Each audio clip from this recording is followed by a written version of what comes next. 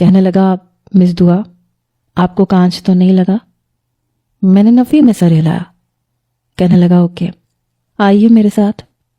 وہ مجھے دوبارہ آفس کے کمرے میں لے گیا جہاں میں پہلے بیٹھی تھی۔ وہیں مجھے بیٹھنے کا اشارہ کیا اور خود اپنی کرسی پہ جا کے بیٹھ گیا۔ کچھ ہی دیر میں وہ دونوں نوجوان جا چکے تھے۔ یحییٰ کہنے لگا دعا آپ کو کوئی بھی کچھ کہے آپ فوراً سے مجھے بتائیے گا۔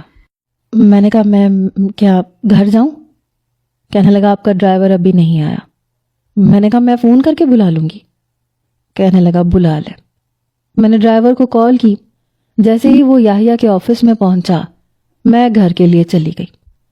گھر آ کے میں بے حد پریشان ہوئی۔ یحییٰ کے رویے نے مجھے بے حد الجھن میں ڈال دیا تھا۔ رمشا کی باتوں کو میں سن چکی تھی۔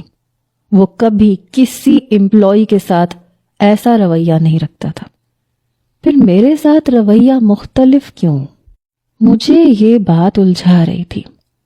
یحییٰ کا مجھے غور سے دیکھنا، میری خاطر اپنی ریسیپشنسٹ کو ڈانٹنا، یہ سب کچھ میرے لیے کچھ الگ سا تھا۔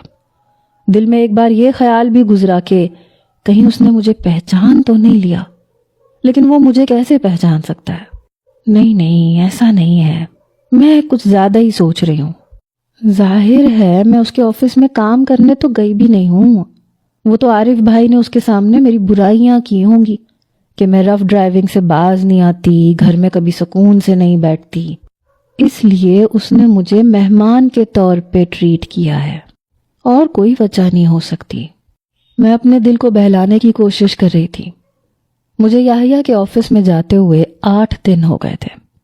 اس دوران وہ مجھ سے اپنے چھوٹے موٹے کام ہی کہتا تھا۔